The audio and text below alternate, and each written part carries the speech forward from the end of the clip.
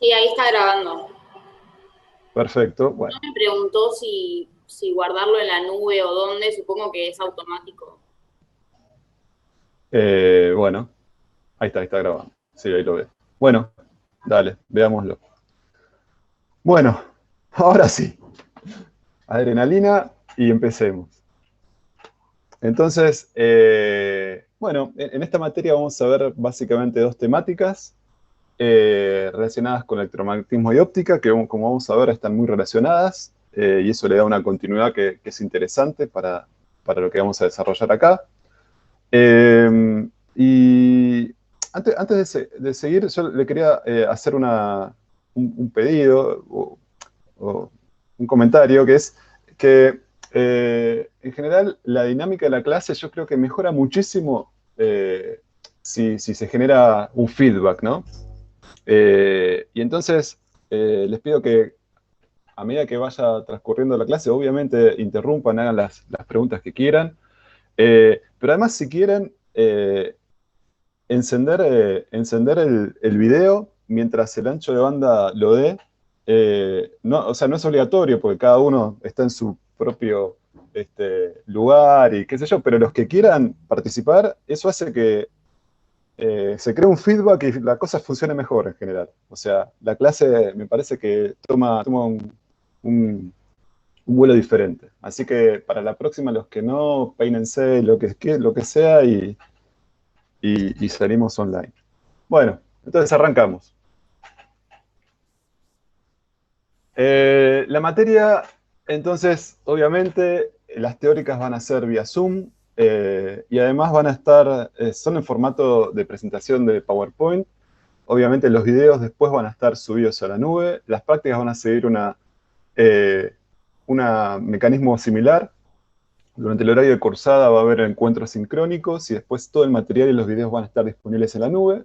Y bueno, los laboratorios ya, muchos de ustedes ya habrán tenido la primera experiencia el lunes, ¿está bien? Para aprobar la materia, bueno, se tienen que aprobar los trabajos prácticos, obviamente. Cada uno va a haber dos parciales con sus respectivos recuperatorios.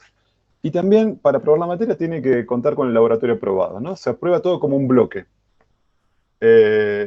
Y bueno, existe una posibilidad, pero la verdad todavía no está muy discutida ni muy elaborada, de poder tomar los parciales en presencialidad. Yo sé que eso tiene sus pros y tiene sus contras, así que la verdad todavía no lo decidimos. No lo decidimos y obviamente somos sensibles a la situación en general complicada de, de las miles circunstancias que pueden estar atravesando ustedes. Así que vamos a tomar la decisión con sumo cuidado, pero les comento simplemente que existiría en principio esa posibilidad.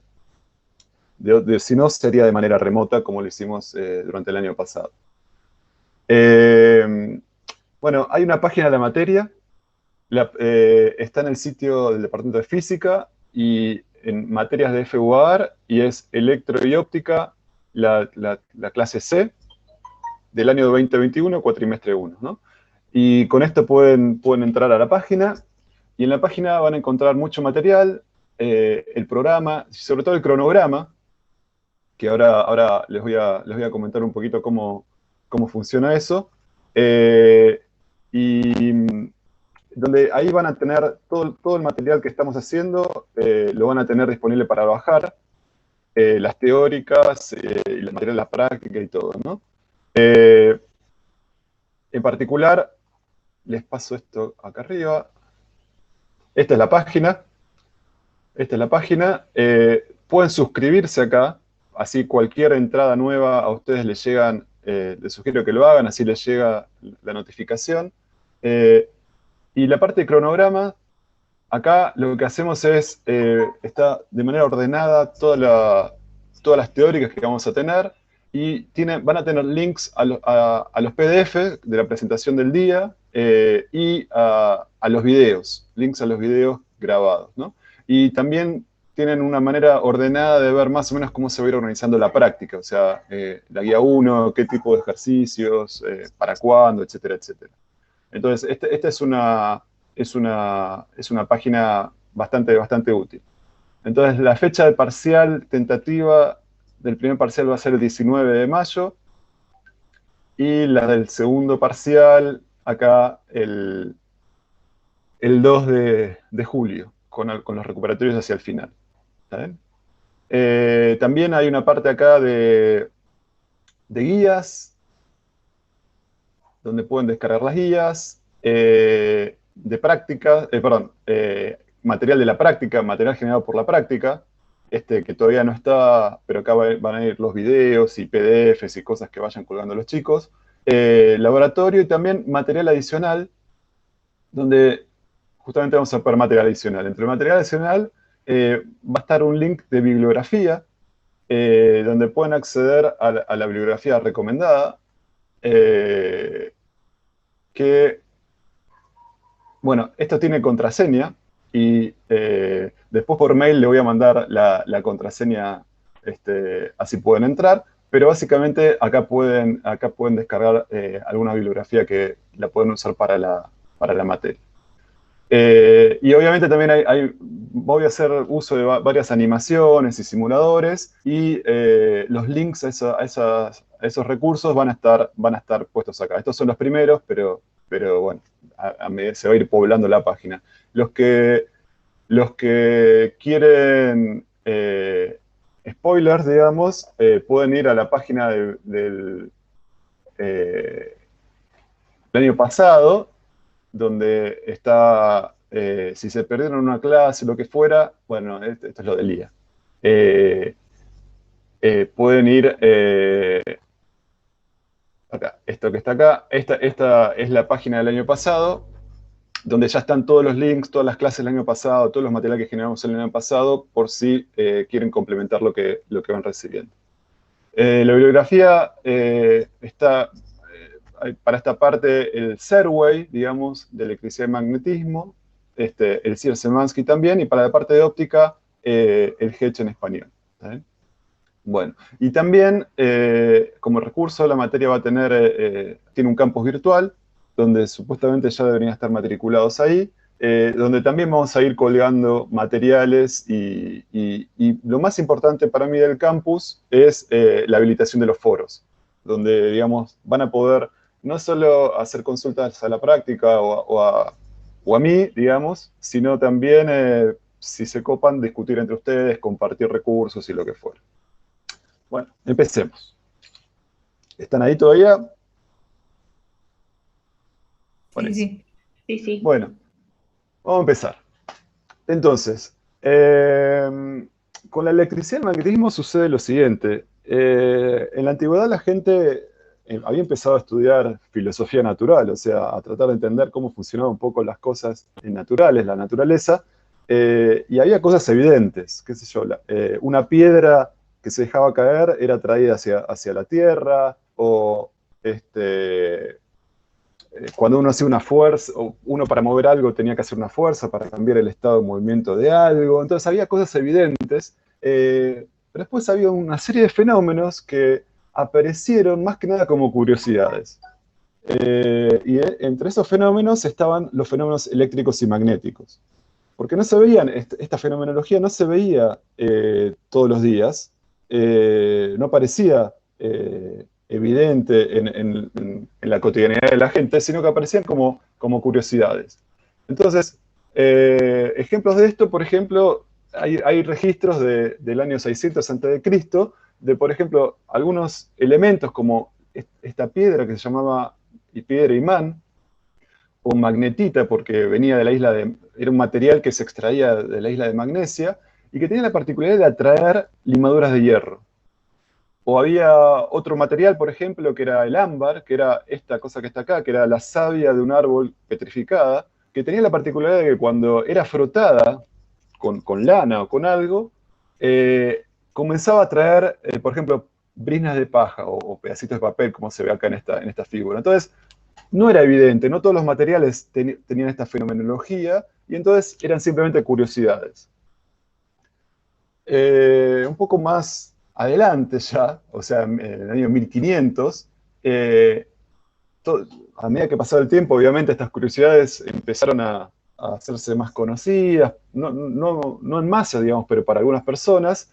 Y William Gilbert, que era un médico y naturalista inglés, que se ve que está acá, se interesó por esta fenomenología de estos fenómenos que ahora conocemos como eléctricos y magnéticos, y lo que empezó a hacer es una especie de catálogo de qué pasaba cuando frotaba cosas. O sea, era un gran frotador. Y entonces el tipo frotaba y empezaban a suceder cosas, y entonces frotaba diamante, frotaba azufre, frotaba cera fundida, y se veía si atraía, y se hizo un gran catálogo de materiales en donde se prendía esta interacción. Aparecía esta interacción que antes no estaba, y que hacía que atrayeran cierto tipo de materiales o lo que fuera. Entonces, frotaba cosas y entonces se dio cuenta de que este comportamiento era, después de todo, bastante universal. O sea, muchos elementos empezaban a tener este comportamiento cuando se frotaba. Y entonces clasificó, por ejemplo, a todos los materiales en dos tipos: en los materiales vítreos, donde entraban las lanas, los vidrios, y los materiales resinosos, como el ámbar o la seda o la cera fundida. Por los distintos tipos de comportamiento que ahora vamos a tratar de ver. No solo eso, sino que además introdujo entonces la noción de fuerza eléctrica, ¿no? Porque para explicar que de repente un pedacito de ámbar atraía, eso significaba que aparecía una fuerza. Esa fuerza la llamó eléctrica. Acá ven electrón. Para describir estos fenómenos, usó la denominación eléctrica, y electrón en griego significaba ámbar. Y de ahí este tipo de fenómenos fueron conocidos como fenómenos eléctricos. Además, bueno, Gilbert, lo vamos a ver más adelante, no solo trabajó con fuerzas eléctricas, sino también sobre magnetismo, se interesó mucho. Se dio cuenta que esta piedra, la piedra de imán, en realidad tenía como heterogeneidad, podía reconocer dos puntos, que llamó polo norte y polo sur, que eran muy particulares, y que yo agarraba dos piedras y acercaba a lo que yo llamaba polo norte, se repelían y los polos distintos se atraían. Y también, grosso total, bueno, para explicar el funcionamiento de la brújula, que era una agujita imantada que se orientaba hacia un lugar determinado sobre la Tierra, propuso que la Tierra se comportaba como un imán, o sea, que tenía un campo magnético. En ese momento no sabía eso, pero que se comportaba como un imán. Bueno, en el año 1747, el siguiente paso que vamos a recapitular lo dio Benjamin Franklin, que lo que empezó a ver es tratar de explicar un poco toda la fenomenología y los experimentos acumulados hasta entonces respecto a la electrificación por frotamiento. Y entonces lo que dijo es, bueno, yo voy a entender qué es lo que pasa, la explicación que voy a dar para entender qué es lo que pasa cuando uno frota este tipo de materiales, la voy a entender si se piensa que uno de los determinados tipos de cuerpos, los vítreos, por ejemplo, reciben lo que él llamaba un fluido eléctrico, y los resinosos entregaban ese fluido eléctrico.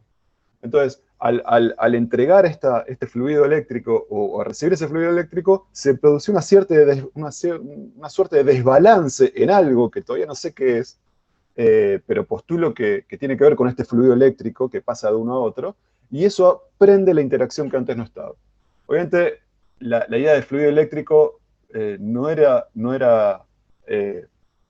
una imagen, digamos, que después se fue perdiendo, y fue reemplazada por la noción de carga. Había algo, lo interesante es que conceptualmente no estaba muy errado, había algo que al frotar pasaba de un cuerpo a otro, se producía un desbalance, y eso hacía aparecer una interacción que antes no la veía porque las cosas estaban como balanceadas. Entonces, esta idea de recibir y ceder algo, otra cosa importante, es que implicaba que, sea lo que fuere la carga, o sea, todavía no sé lo que es, la teoría atomística no estaba en boga, ni mucho menos, era algo que pasaba de un cuerpo a otro, pero si yo necesito que algo pase de un cuerpo a otro para que algo se encienda, es porque de repente ese algo dejó de tenerlo y el otro lo ganó. Entonces hay una especie de conservación en eso que se está pasando de uno a otro. O sea, la carga no es que se genera, no es que de la nada aparece algo que prende esta interacción, sino que hay un trasvaso de una propiedad física, una cantidad física, que en este caso es la carga eléctrica, que en definitiva se conserva, lo único que hace es pasar de un lugar a otro, y eso produce un desbalance de esta cantidad y enciende toda la fenomenología electromagnética que vamos a ver ahora. Y entonces, esto es algo muy cotidiano, que todos tenemos acceso a este tipo de experiencias. Por ejemplo, cuando uno lo que hace es raspar una alfombra, lo que sucede es que la alfombra cede a nuestro cuerpo unas cargas eléctricas que se distribuyen, o sea, se distribuyen por nuestra piel, que es conductor en cierta manera, se puede mover por acá adentro, y yo quedo cargado, y cuando me acerco a una perillita, me descargo, ¿no? Pero entonces es el exceso de cargas.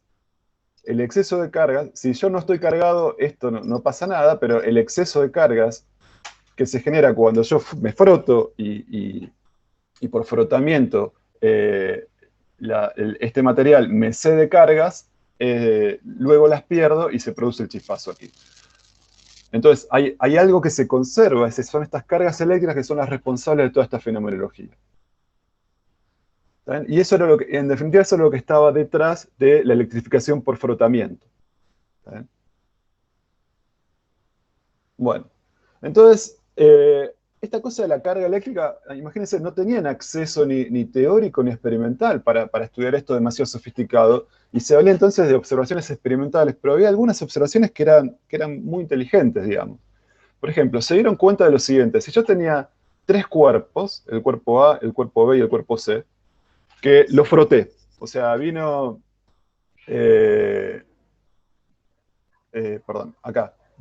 Gilbert y agarró tres cuerpos y lo frotó, ¿no? Y entonces están cargados, ya fluyó o se fue de ese cuerpo carga eléctrica y quedaron como cargados, fueron frotados. Ahora, no sé qué cuerpo recibió, qué cuerpo no, etcétera, etcétera, pero no importa. Lo que siempre pasaba es que si yo tenía dos cuerpos, el A y el B, por ejemplo, yo tenía los dos cuerpos A y B, y veía que se repelían, estaban cargados y se repelían entre sí, entonces yo agarraba el tercer cuerpo y pasaba lo siguiente: o se repelía con ambos, o se atraía con ambos. Eso era algo que pasaba, ¿se entiende? Si A y B se repelían, el tercer cuerpo o se repelía con los dos, o se atraía con los dos. Y el otro experimento que también sucedía siempre era que si A y B se atraían, entonces el tercer cuerpo se repelía con uno y se atraía con el otro. Siempre. Siempre. Entonces siempre pasaba, dadas estas dos situaciones, siempre pasaba o esto o esto. Y entonces esto se podía explicar, la manera más económica de explicar esto, era decir que existían solo dos tipos de carga: cargas positivas y cargas negativas. O sea, los cuerpos se cargaban o positivamente o negativamente. ¿Saben? Y además, que cargas del mismo tipo se repelen y cargas de diferente tipo se atraen, ¿no? Entonces, por ejemplo, si A y B se repelen, significa que los dos se cargaron, por ejemplo, con las cargas positivas, ¿no? Por lo que dice acá, por lo que dice nuestra teoría, ¿no? Entonces, los dos están cargados de manera positiva, por eso se repelen. Ahora, el tercer cuerpo o está cargado positivo o negativo. Si está cargado positivo, se repele con los dos, y si está cargado negativo, se atrae con los dos. Así que se explica, todo este tipo de fenomenología se explicaba asumiendo esto. Y por otro lado, si A y B se atraían, era porque uno estaba cargado positivo y el otro negativo. ¿Está bien? Por eso se atraen, según mi enfoque teórico. Entonces, el tercer cuerpo, que puede ser o positivo, si es positivo se va a atraer con el negativo y se va a repeler con el positivo. Y si era negativo, se va a atraer con el inverso. ¿Saben? Pero entonces, esta manera de explicar toda esta fenomenología era la más económica y resultó ser la apropiada. O sea, los cuerpos se podían cargar positivamente o negativamente. ¿Está bien? ¿Alguna pregunta? ¿Seguimos? Seguimos. Está bien. Bueno.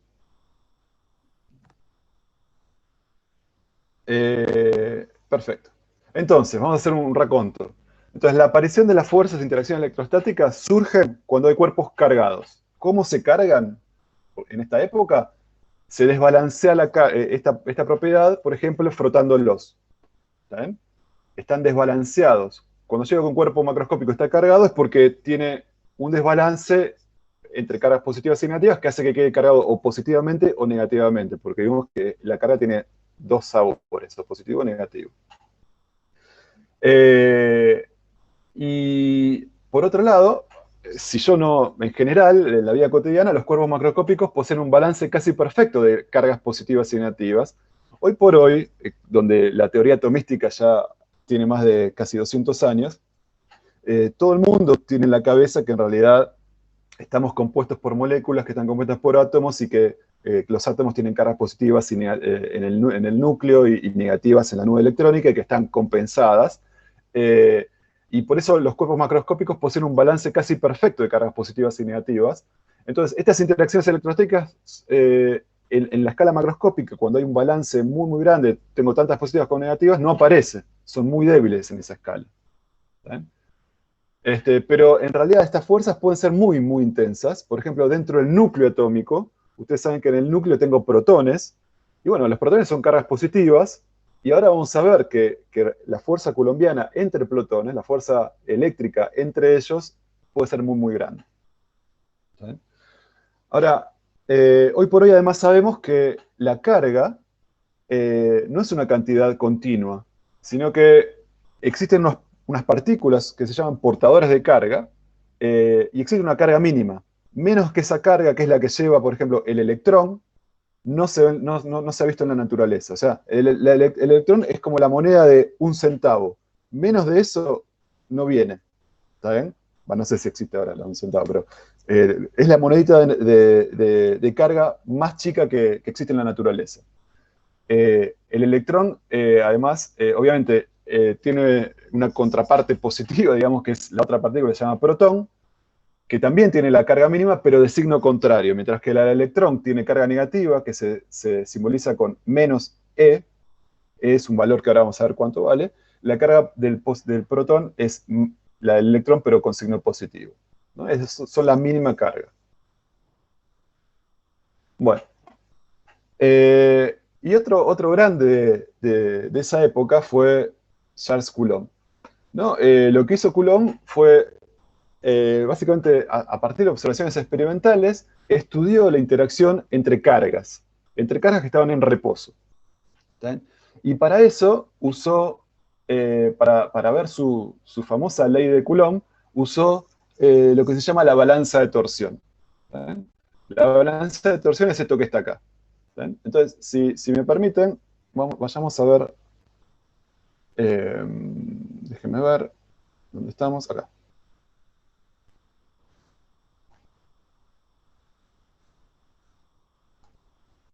Esta es la balanza de torsión de Coulomb.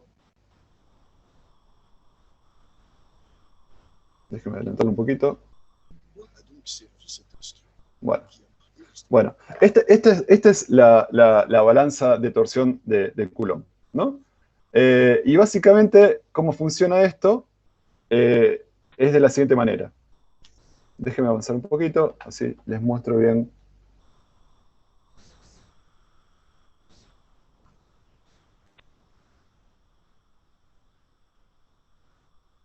Acá.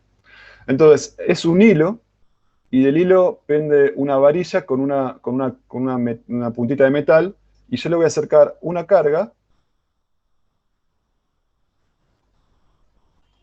A ver si me lo perdí acá. Ahí está.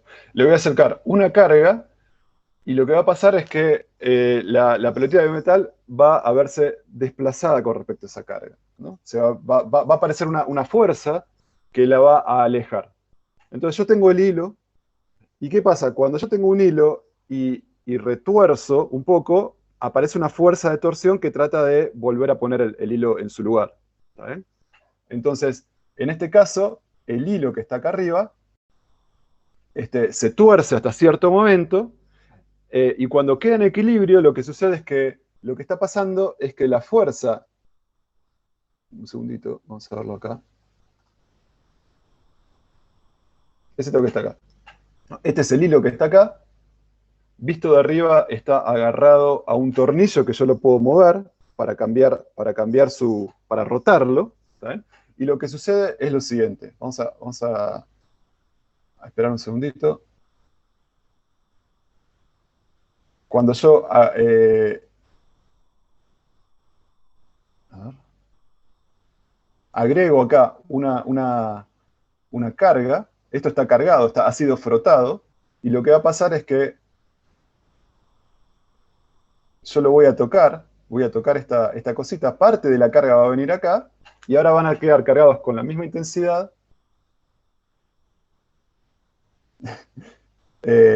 y se van a repeler. ¿Está bien? Acá ya están en esa situación. Entonces, acá tengo una repulsión, y lo que puedo hacer ahora es girar esto que está acá, para tratar de acercarlo, y medir, como yo sé que la fuerza de torsión es proporcional a cuánto ángulo giré yo arriba, medir cuánto vale la fuerza en determinados puntos, y así darme cuenta que para yo acercarlo cada vez tengo que hacer más fuerza. ¿Está bien? Y darme cuenta entonces que la repulsión es cada vez más grande cuando la distancia entre las bolitas se va achicando. Entonces, la repulsión crece inversamente con la distancia y además crece inversamente al cuadrado de la distancia. ¿Está bien? O sea, si giro el ángulo dos veces, si achico la distancia, perdón, dos veces, la fuerza que tengo que hacer para mantener esa situación aumenta en 4 veces. ¿Está bien? Bueno. Entonces, usando la balanza de torsión, lo que se dio cuenta es que la fuerza repulsiva entre estas dos carguitas aparecía y además iba como la razón inversa del cuadrado de las distancias entre los centros de las pelotitas. Entonces, ¿cómo se describe matemáticamente esta situación? ¿No? Entonces, acá pensemos que tenemos estas cargas puntuales que están ubicadas en las posiciones R1 y R2. ¿Está bien? La separación entre ellas tiene que ver con esta distancia. El vector separación que sale de 1 y llega a 2 es el vector R21, ¿está bien? Que matemáticamente es R2 menos R1, es este vector que está acá.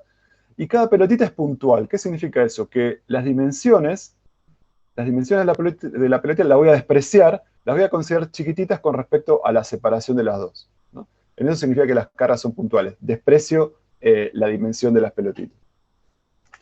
Ese toque está acá. La dimensión de 1 y de 2, del diámetro 1 y diámetro 2, son mucho más chiquitos que la separación de los dos.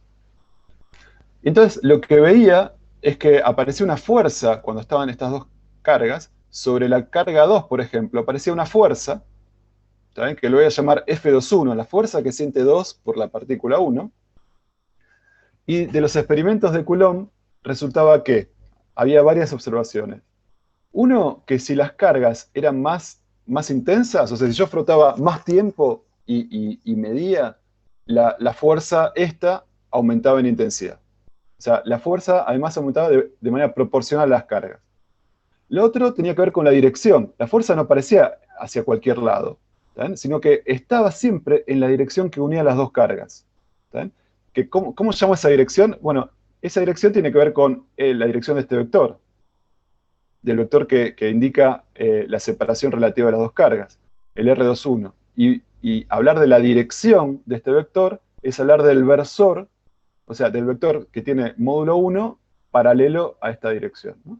Entonces, actuaba en la dirección que une a las cargas, la fuerza que aparecía, y además decaía cuadráticamente con la distancia. O sea, si esto aumentaba al doble, la fuerza caía 4 veces. Y además dependía del medio en el que se encontraba. O sea, si yo hacía esto en aire, tenía un valor de la fuerza. Dejaba todas las cosas iguales, todos los parámetros iguales, salvo que hacía el experimento sumergido en agua y la fuerza que aparecía era otra. Si lo hacía en miel, era otra. O sea, dependía también del medio en el que se encontraban las cargas. Estas experiencias, desde el punto de vista del lenguaje matemático, se condensaban en esta simple ecuación. Toda esta fenomenología que les digo acá era compatible con esta expresión matemática para la fuerza. Fíjense, la fuerza era cuando aumentaba K1, la fuerza, el módulo de la fuerza aumentaba linealmente con Q1. Cuando aumentaba la carga Q2, también aumentaba linealmente con Q2, así que era proporcional a las cargas. También la intensidad decaía con el cuadrado del módulo de este vector, o sea, con el cuadrado de la distancia, que tenía que ver con esto que está acá. Además, esto tenía que ver con el módulo de la fuerza. La dirección se la da, al vector fuerza, se la da el versor R21, y lo que estoy diciendo acá, entonces, es que la fuerza está en la dirección del vector R21, que es la dirección justamente que separa dos cargas. Con eso estoy diciendo que la fuerza actúa en la dirección que une a las dos cargas. Y después esta constante K daba cuenta un poco de la intensidad de la fuerza, pero además podía depender del medio. Y con eso se ajustaba la dependencia con el medio de la fuerza que aparecía acá. Entonces, esta expresión matemática súper condensada condensaba toda la fenomenología experimental que se sabía hasta el momento.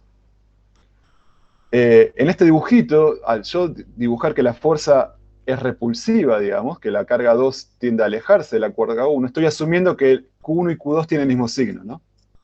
Estoy asumiendo eso. Fíjense que si tienen el mismo signo, los dos son negativos, por ejemplo. Acá me aparece un signo negativo, acá esta es una cantidad negativa, pero esta también es una cantidad negativa, así que todo esto queda positivo, y por lo tanto da una fuerza repulsiva, porque está en la dirección de R21.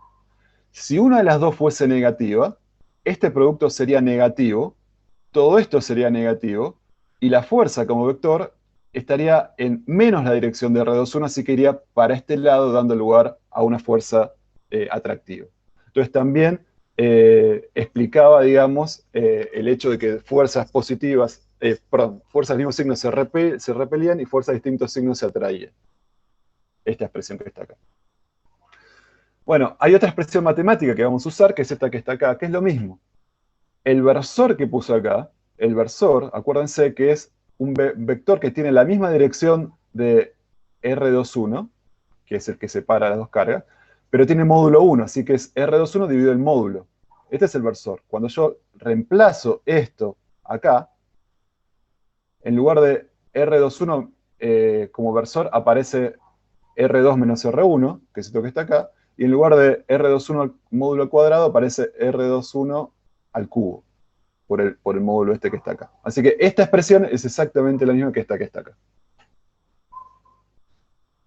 Y la constante K, que aparecía acá, la vamos a pensar como una constante que vamos a llamar K0, que esa es como la constante de la interacción en el vacío, y cuando no estoy en el vacío, K en realidad está dividido por una constante kappa, que se llama constante dieléctrica del medio donde estoy, que vale 1 en el vacío, diciendo que simplemente en el vacío acá tengo que poner K0, pero si no estoy en el vacío, sino que estoy en un medio, la constante eléctrica toma valores mayores que 1. Quiere decir que la intensidad disminuye de alguna manera. Hay una especie de apantallamiento de las cargas cuando estoy en un medio. Podría llegar a ver que puede ser más o menos intenso, pero en general hay una especie de apantallamiento de las cargas que hace que las fuerzas colombianas no sean tan intensas como en el vacío. Bueno, esta es una fórmula donde esto es una fuerza que está medida en Newton. Perdón, profe, una cosita. Sí, claro. K, el denominador K, en el vacío era 1, ¿no? Sí, perdón, Perfecto. esta letra es kappa. Kappa, Kappa en perdón. el vacío Kappa. es 1. K Kappa en en el el vacío es K0. Sí. Perfecto. Bueno. Entonces, toda esta multiplicación me tiene que dar un vector que tiene como, cuyo, digamos, intensidad tiene que tener como unidades, tiene que ser newton, ¿no? Porque todo esto es una fuerza. Y entonces, fíjense que la unidad de las cargas es el coulomb. Yo las cargas las mido en coulomb. ¿Está? Es una cantidad que en relación con la carga del electrón, un coulomb es 6,24 por 10 a la 18. O sea, imagínense, 6 y 18 ceros, ¿no? Un coulomb es, medido en unidades de la carga del electrón, es enorme. Se necesita un montón de electrones del orden de 6 a la 18 electrones para que toda la carga de todos ellos sean un coulomb. En el mundo macroscópico tiene sentido esto. En el mundo microscópico, obviamente, de las partículas, va a haber cargas la unidad de carga va a tener más que ver con la carga del electrón, no con el Coulomb. Y la constante K0, numéricamente, se determinó que tiene este valor. Más o menos 9 por 10 a la 9. Y fíjense, estas unidades, que es una unidad compuesta, Newton por metro cuadrado sobre Coulomb cuadrado, que en realidad aseguran que cuando yo hago toda esta multiplicación, toda la cuenta me quede Newton, ¿no? Porque fíjense, esto tiene Newton por metro cuadrado sobre Coulomb cuadrado. Cuando lo multiplico por esto, el Coulomb cuadrado que está acá viviendo se me va, porque esta cantidad tiene Coulomb cuadrado. Y después, cuando lo divido por metro cuadrado, que me sale de las unidades de esto que está acá, este metro cuadrado se va y todo me queda en Newton. Entonces, estas unidades que pueden pasar complejas simplemente me aseguran que todo el producto este tenga unidades de Newton, que es lo que tiene que tener una fuerza. Entonces, bueno. Hablemos un poquito de las intensidades, porque ya que tenemos todos los números ahora, ya sabemos cuánto vale un Coulomb, ya sabemos cuánto vale K0, podemos ver qué tan intensa realmente es la fuerza, ¿no?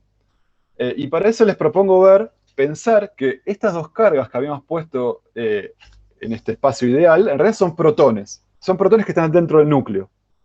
Entonces, imaginemos que cada bolita de esta es un protón, que tiene la carga de un protón, y que la separación entre los dos es la del radio nuclear, ¿saben? Que es del orden de un femtómetro, 10 a la menos 15 metros, o sea, 0,14 ceros y un 1, ¿no? Metros. ¿Saben? Y la carga del protón, como dijimos, es la carga de un electrón, o sea, 1,6 por 10 a la menos 19 Coulomb, ¿no? 1,6 por 10 a la menos 19 Coulomb. Entonces, sabiendo esto, voy a reemplazar acá los números. Acá voy a poner el radio del núcleo y acá voy a poner la carga de un protón y la carga de otro protón, y acá K0. Y voy a ver cuánto me da, ¿no? Entonces, K0 es esto que está acá, en el vacío. Acá Q1 por Q2 es todo esto al cuadrado, es la carga de un protón al cuadrado. Y acá tengo el radio del núcleo al cuadrado, que si es 10 a la menos 15, al cuadrado es 10 a la menos 30. ¿Saben? Entonces fíjense que acá tengo 10 a la menos 30 metros cuadrados. Arriba tengo algo, y acá me aparece 10 a la menos 19 al cuadrado. Esto me va a hacer aparecer un 10 a la menos 38, que con este 10 a la 9 me va a caer un 10 a la menos 29 acá. Y 9 por 1,6 es 23. No, es la cuenta esta rápidamente. Y las unidades, fíjense lo que les decía. Este metro cuadrado se va con este metro cuadrado, este Coulomb cuadrado se va con este Coulomb cuadrado y me quedan newtons. Así que la fuerza que sienten dos protones dentro del núcleo típicamente es del orden de los 200 newtons. ¿No me están escuchando? Ah, perfecto. Perfecto. Sí, te escucha, yo te escucho. Perfecto, dale. Entonces, la fuerza que sienten dos protones es 230 newton. Entonces, ¿eso es mucho o poco? Depende. Por ejemplo, para ver si una fuerza es mucho, es muy intensa, lo que hay que ver es qué efecto produce esa fuerza. Y el efecto que producen las fuerzas, como ustedes ya saben, son aceleraciones, ¿no? Si yo sobre un cuerpo le hago una fuerza, ese cuerpo se acelera, cambia su estado de movimiento. Ahora, para ver si es muy intensa esa fuerza, bueno, ¿qué aceleración le provoca ese cuerpo? Bueno, por ejemplo, pensemos en mí, en época de pandemia estoy más o menos por los 100 kilos, entonces una fuerza de 230 newton a mí me provoca una aceleración de 2,3 metros sobre el segundo cuadrado, ¿no? Porque es 230 newtons sobre 100 kilos, eso da 2,3 metros sobre el segundo cuadrado, que no es mucho, digamos. Pero no estamos hablando de mí, estamos hablando de protones. Y fíjense la masa que tienen los protones. No son 100 kilos, es 10 a la menos 27 kilos. ¿Eso qué significa? Que cuando yo calculo la aceleración que siente un protón debido a esta fuerza, tengo que hacer la fuerza dividido su masa. 230 dividido 1 por 10 a la menos 27. Estos son 0,26 ceros y un 1. Es súper chiquito. Entonces, esta división es muy grande y da del orden de 1 por 10 a las 29 metros sobre el segundo cuadrado. ¿Está bien? Para tener un sentido, o sea, la gravedad produce una aceleración típicamente de 10 metros sobre el segundo cuadrado. Esto es 28 órdenes de magnitud más grande que la gravedad. Es una aceleración enorme. Las fuerzas que sienten electrostáticas, que sienten los protones dentro del núcleo, producen aceleraciones enormes, los quieren sacar, pero lejísimos. Sin embargo, los protones quedan en el núcleo por la presión de otra fuerza, que es de carácter cuántico, que se llama fuerza fuerte, no importa. Pero lo que les quiero decir es que si fuera por la fuerza coulombiana, no existirían los núcleos. No, pues, la repulsión que sienten dos protones ubicados a una distancia tan chiquitita es enorme. Si no existiera la fuerza fuerte, se desarmarían por completo. ¿Estamos de acuerdo? ¿Sí? Bueno. Sí, perfecto. Entonces, fuerza de Coulomb ya la tenemos en la cabeza. Y ya sabemos cómo calcular la fuerza entre pares de cargas. Fuerza de pares de carga. Pero lo que queremos hacer ahora es ver, bueno, ya sé entre pares de cargas, pero ¿qué pasa cuando tengo una carga en presencia de otras? Por ejemplo, en este caso de 3 cargas. ¿Cuál es la fuerza que siente? Bueno, lo que es válido también es lo siguiente.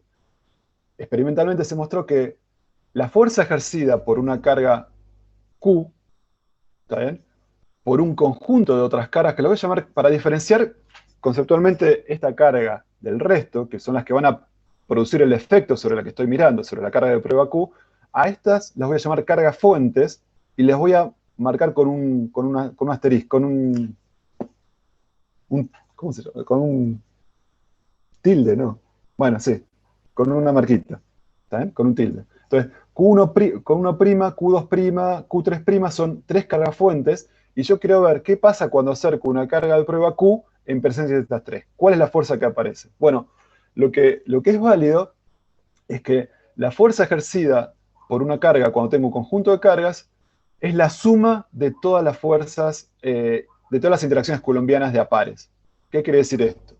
Cuando yo pongo una carga de prueba Q en presencia de estas 3 cargas de fuente, la carga Q siente una fuerza coulombiana producida por la carga Q'1, que es esta que está acá, que ya la sé calcular, es la de Coulomb.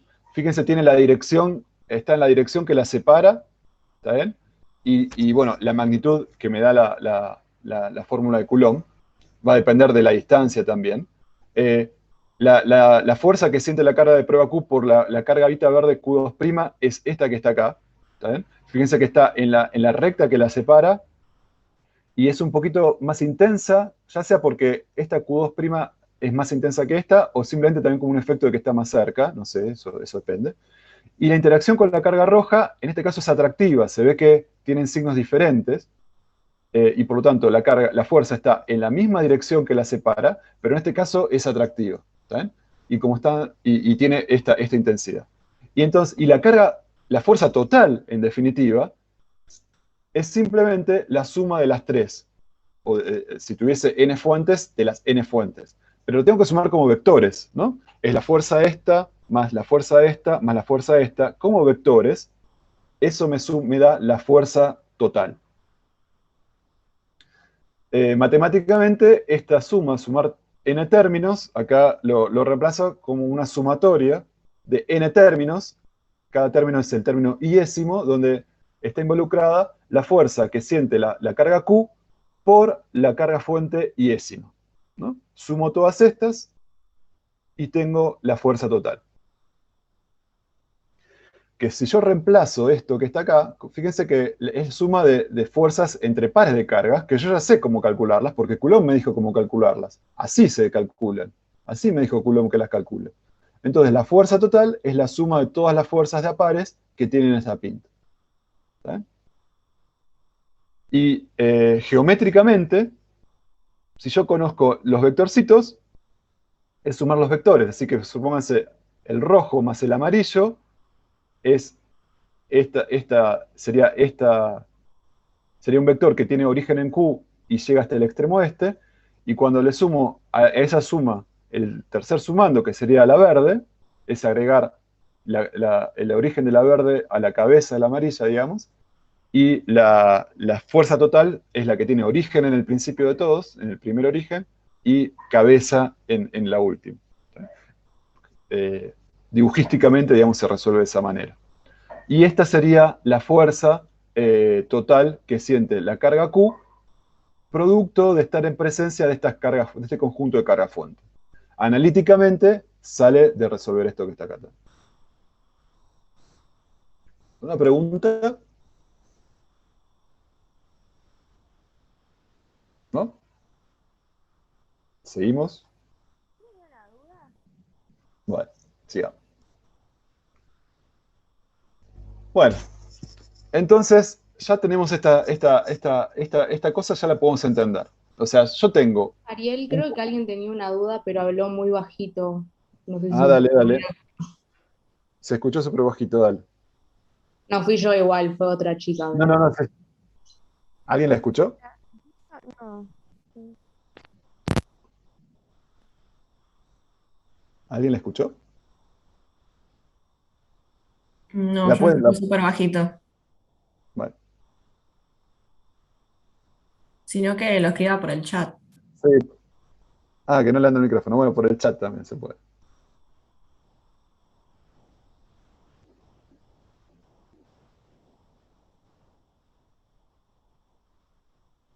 Bueno, seguimos y cuando alguien lo ve en el chat me avisa. Bueno, entonces ya sabemos lo siguiente. A ver, yo tenía la duda si las cargas fuentes interactúan entre sí. Muy buena duda. Todas las cargas interactúan entre sí. Todas las cargas interactúan entre sí. Lo que yo voy a asumir es que las cargas fuentes están en esas posiciones y se mantienen en esas posiciones por alguna razón, que no me va a interesar. Las pongo en estas posiciones. O sea, me va a costar trabajo que se mantengan estas posiciones, pero no me voy a interesar de eso. Las pongo en esas posiciones, creo esta configuración en particular, por fuerzas externas que no son, son externas a las interacciones entre ellas, ¿está bien? Porque si fuera por ellas, se reacomodarían, ¿está bien? Pero las pincho, son como pines, las pongo en esos lugares. Y con esa configuración fija, congelada, digo, bueno, voy a acercar una carga de prueba Q y la voy a dejar acá y me voy a preguntar, esta configuración tal cual está, ¿cuánta fuerza hace esto? ¿No?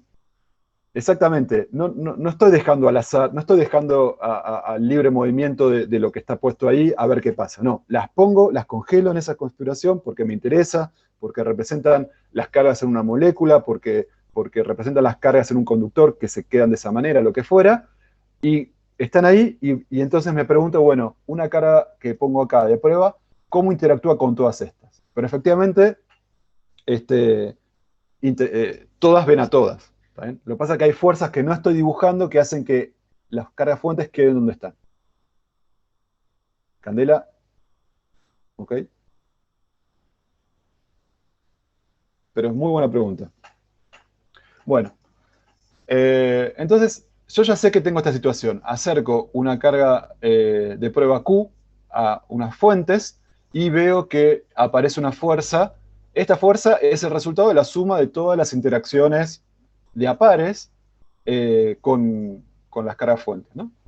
Y sale de esta manera, ¿no? Que no hay que asustarse, digamos, es la suma de la interacción de la carga Q con cada una de las cargas fuentes, y esta es la expresión de Coulomb, que como vimos depende proporcional a las cargas, está en la dirección que separa cada carga con la carga fuente que estoy mirando, y decrece cuadráticamente con la distancia, ¿no? Es lo que acabamos de ver. Ahora, lo que voy a hacer es matemáticamente es una pavada, pero físicamente es muy grosso. Lo que voy a hacer es lo siguiente.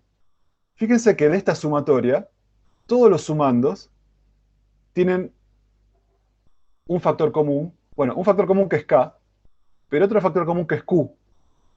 En todos los sumandos aparece Q. Entonces yo puedo sacar de todos los sumandos factor común Q y escribir esto. ¿Está bien? Esto que está acá, matemáticamente, es una pavada. Saqué factor común Q. Hay una pregunta Sí. en el chat. Sí, a ver. O sea, la carga de Q1 a Q no es la misma si están estas dos solas. A ver, vos me preguntás si la fuerza de Q1 a Q es la que correspondería acá. ¿Está bien? Lo que pasa es que la fuerza que siente Q no es solo la de Q1, no es la de Q1', también es la de Q2', Q3', Q4', hasta la enésima. Entonces, la fuerza total que siente es la suma de todas las interacciones, pero las interacciones de a pares se calculan como vimos que interactúan pares de cargas. No sé si esa era la pregunta, Betsabe.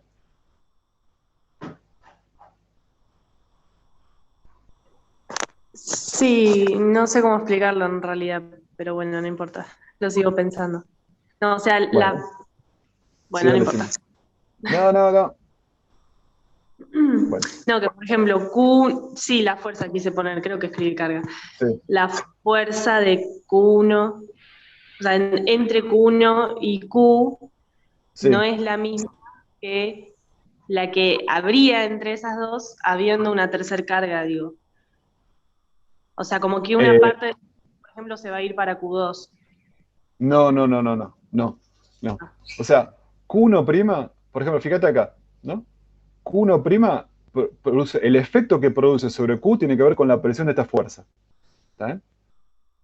Q1', además, haría una fuerza sobre Q2 que no la estoy dibujando acá, porque estoy asumiendo que existe otro mecanismo que deja Q2 fija, entonces hace aparecer una fuerza que se opone a la que sentiría Q2' por Q1 y por todo el resto. Las fuerzas totales que actúan sobre estas son nulas. ¿Está? Ahora, el hecho de que Q1' interactúe con Q no tiene ocurre de una manera totalmente independiente de la interacción de Q2' con Q. Estas fuerzas son las que habría, por ejemplo, la verde es la que habría solamente si estuviera Q2' y Q. ¿Está? No importa que esté Q1'. Se suman como si las otras no estuvieran. Claro, está bien. Esa era mi duda, gracias. Lo ¿Está? entendí. Bueno, entonces, volvamos a esta situación. Lo que hicimos fue plantear la Disculpa, profe, fuerza. tenía una duda, pero levanté Sí. la mano, no sé si lo pudiste ver. No, Eh, interrúmpame porque no vemos. no hay problema entonces. No me termina de quedar claro un concepto de carga fuente. O sea, entiendo que es como la carga que le aplica a la carga Q, No, pero es la una carga. separación. Es una separación que ponemos nosotros para estudiar este problema. O sea, la diferenciación, esta carga es tan carga como esta, como esta, como esta, como esta, como esta. Son todas cargas. Lo que pasa es que yo conceptualizo mi problema en dos. Mi problema es, dado un conjunto de cargas, ¿qué fuerza producen sobre una carga que voy a poner acá? O sea, a este conjunto, conceptualmente, yo lo separo de este que está acá, ¿no? Y a estas cargas las llamo cargas fuentes. ¿Se entiende? Claro, ahí entendí. O sea, era lo que yo pensaba, pero no estaba segura si era que eran todas iguales o no, por eso. No, físicamente son todas iguales. Ahora, el problema que estoy abordando me permite separar como conceptualmente dos tipos de carga, pero por el tipo de problema que quiero responder. Yo quiero responder, dada unas cargas que tengo ubicadas en el espacio, si acerco una carga nueva, ¿qué fuerza les hace todas estas cargas a la nueva? Entonces, para responder esa pregunta, digo, bueno, a todas estas cargas que son las que me interesa analizar, las voy a llamar cargas fuentes. Y para ver el efecto que tiene sobre una carga nueva, esta carga la voy a llamar carga de prueba. ¿Se entiende? Es una división para atacar el problema. Perfecto, ahora sí. Gracias. Bueno, entonces, en este problema, la fuerza total que siente la carga de campo, a veces se llama también carga de prueba o carga de campo, Q, producto de la interacción con todas estas cargas fuentes, es esta FQ, que la escribimos como Q veces esta cantidad que está entre corchetes. Ahora, esta cantidad que está entre corchetes es interesante porque si a mí lo que quiero hacer es caracterizar lo que genera este conjunto de cargas, que yo llame cargas fuentes, fíjense que lo que está en el corchete depende solamente de propiedades de las cargas fuentes, o sea, de dónde están las cargas fuentes y cuánto valen cada fuentes, y de R, que es un punto en el espacio. Un punto en el espacio donde voy a probar, por ejemplo, cuál es la fuerza que sentiría una carga Q puesta en ese punto. Pero acá, todas las cantidades que aparecen acá dependen de propiedades de la distribución de las cargas fuentes, de dónde están puestas y de cuánto valen cargas fuentes y de dónde estoy mirando el efecto que producen esas cargas fuentes. ¿Se entiende? Todo esto depende más que nada de dónde estoy mirando, o sea, el punto R donde estoy evaluando el efecto de las cargas fuentes y de propiedades de las cargas fuentes. ¿Dónde están y cuánto valen? Entonces, a todo esto, que es un vector también, pues fíjense que es suma de vectores, porque el carácter vectorial, estoy sumando vectores de una intensidad dada, pero son vectores. Esto, entonces, es un vector que lo voy a llamar vector campo eléctrico. ¿Está? Es el campo eléctrico generado por las fuentes. ¿Está? Y está muy relacionado con el concepto físico de la fuerza eléctrica, que sentiría una carga de prueba Q, que la pongo en una posición R en particular, dada la disposición de las cargas fuentes. Entonces, el vector campo eléctrico, que es este que está acá, me habla sobre la fuerza que sentiría una carga de prueba Q, que la traigo y la pongo en un lugar del espacio. ¿Qué fuerza sentiría esa carga Q? Es Q veces el valor del campo eléctrico en ese punto. ¿Está bien? ¿Preguntas? ¿Tiempo para digerir? Bueno.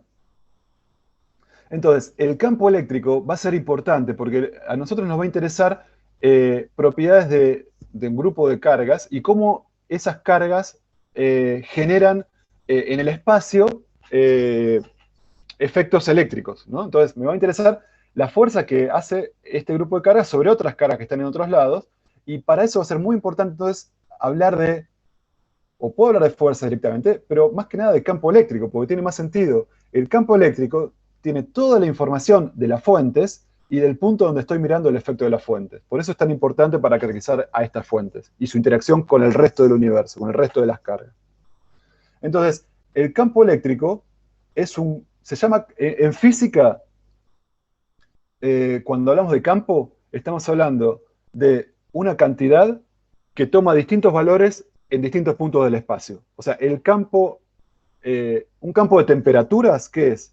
Es una función que a cada punto del espacio le da un escalar, que es cuánto vale la temperatura en ese punto. El campo de velocidades es lo mismo, pero a cada punto del espacio le dice, bueno, las velocidades en este punto van en esta dirección, tiene bueno, es este vectorcito, este otro. Bueno, el campo eléctrico es un campo que a cada punto del espacio le asigna un vector, que es este que está acá. Depende de las fuentes y del punto del espacio donde estoy mirando el efecto de dichas fuentes. Y ese vector va a tener que ver con la fuerza que sentiría una carga de prueba Q cuando la pongo en ese punto del espacio en presencia con las fuentes que producen el campo eléctrico que estoy analizando. Entonces, esto es lo que estoy diciendo. Si tengo n cargas fuentes, para ver el efecto que produce ese conjunto de fuentes, estoy hablando del campo eléctrico que genera esas fuentes en este punto. En este punto, supónganse que es este que está acá.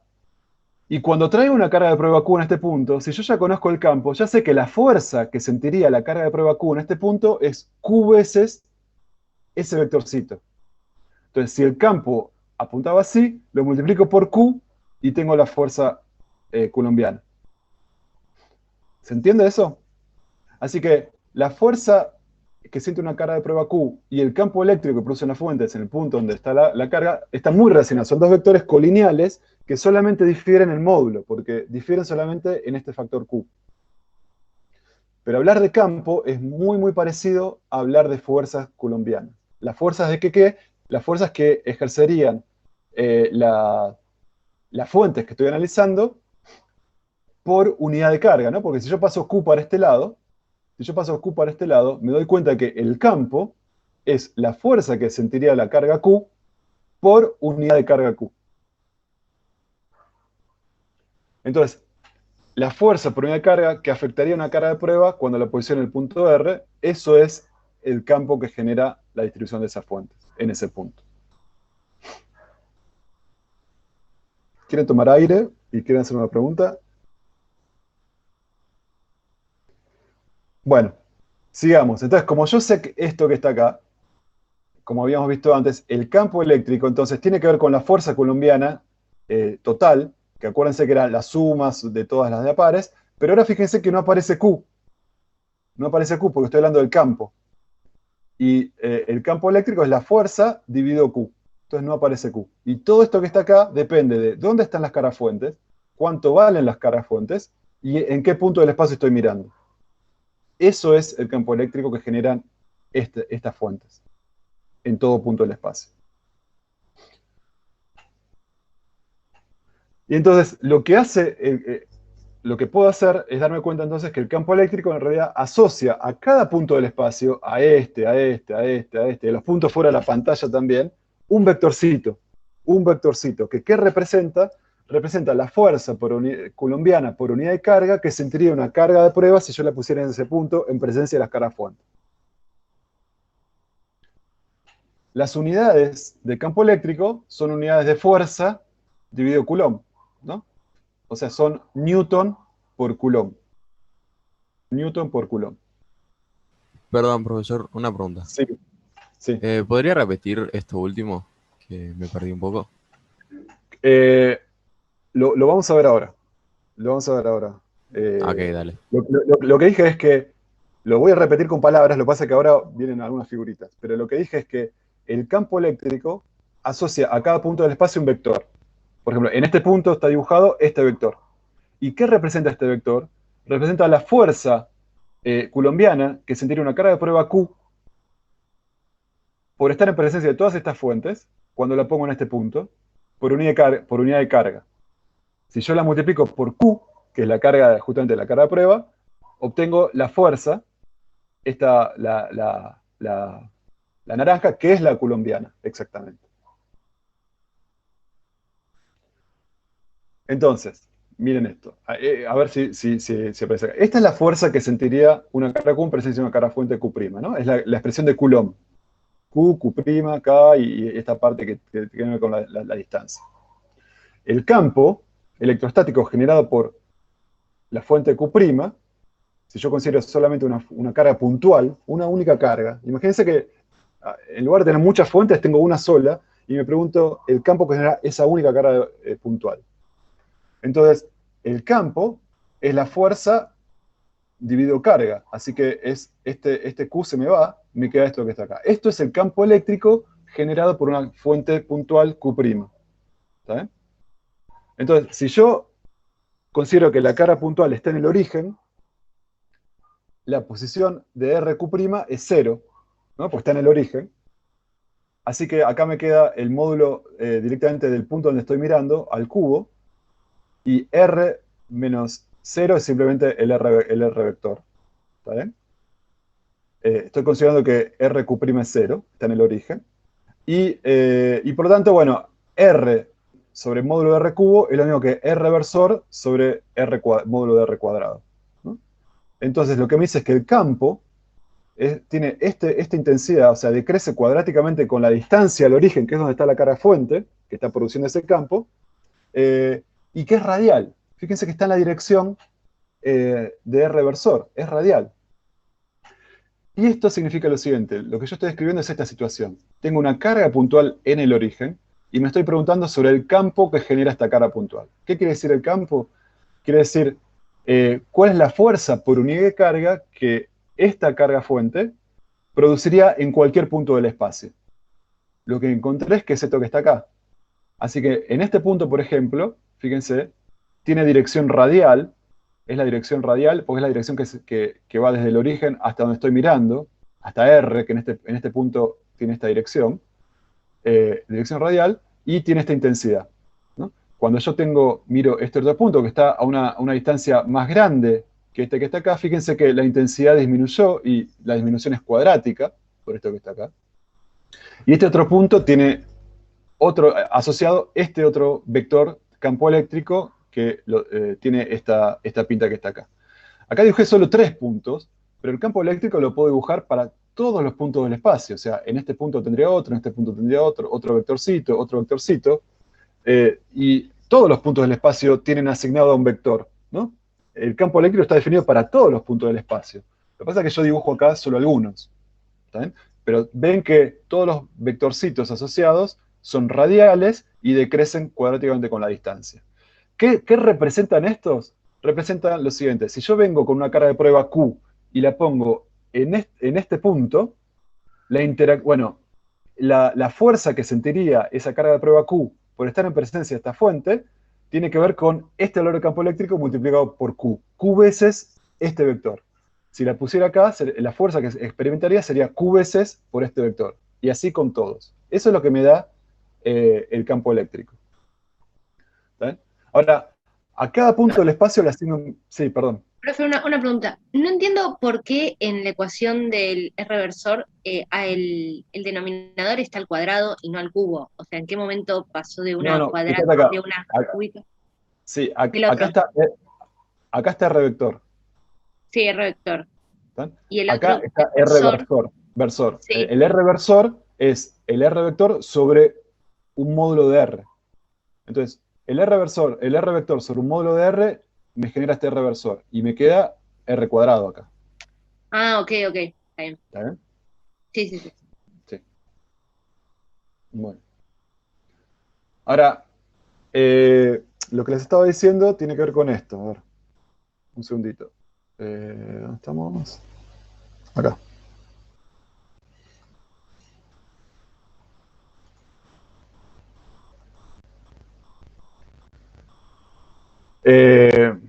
Entonces, lo que les estaba diciendo tiene que ver con tener una carga en el origen,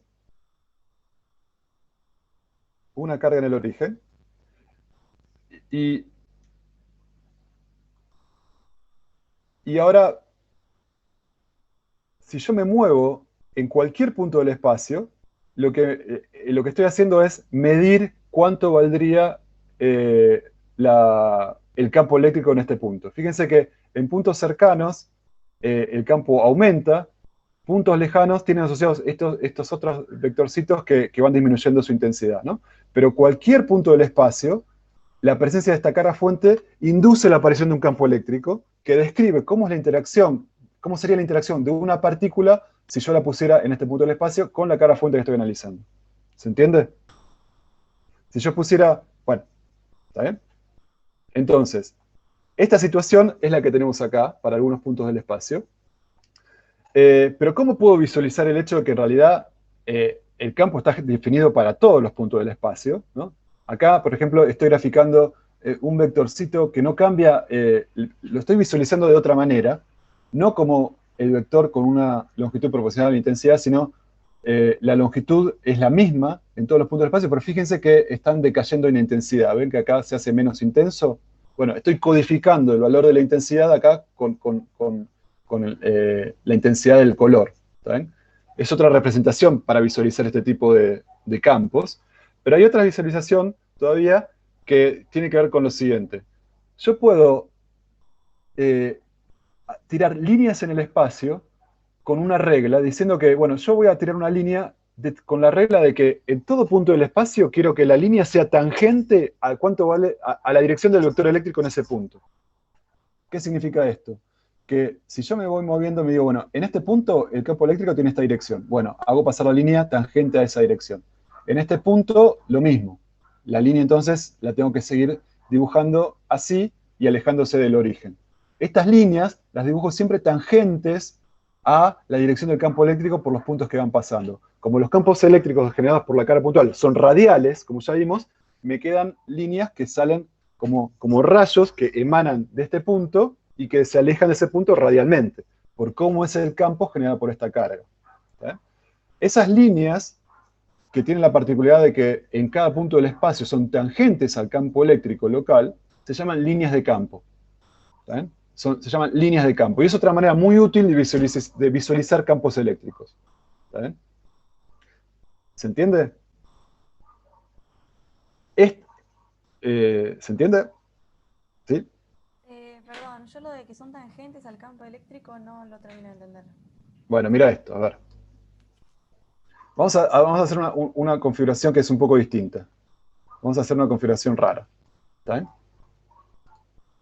Fíjate esto.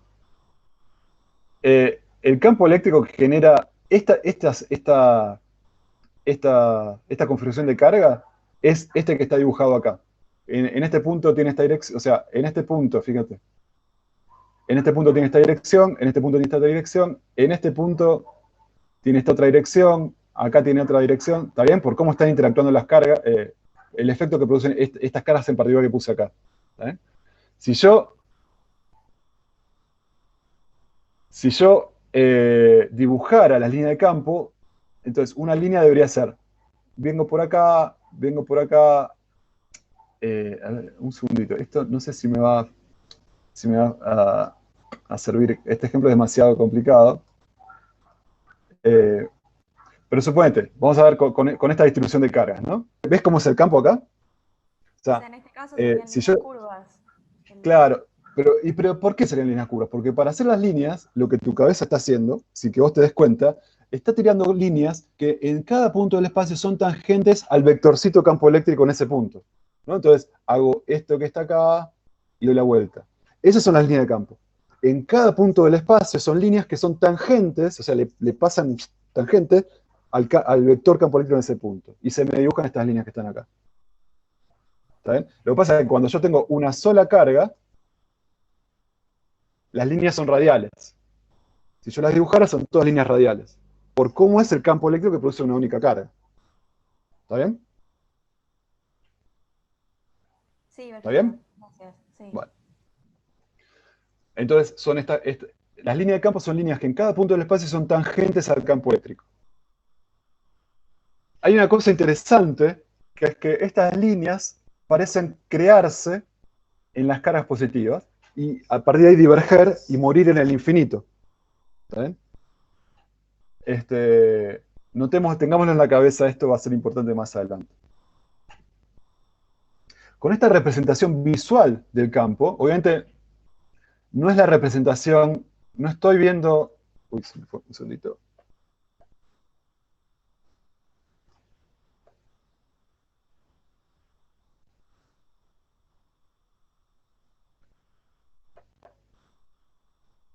Con esta representación, obviamente, no estoy viendo todos los vectores, o sea, el campo eléctrico como vector en cada punto del espacio, qué sé yo, ¿no? No estoy viendo eso, sino que estoy privilegiando ver la dirección del campo eléctrico en todos los puntos del espacio. ¿Está bien? Es una parte de la información.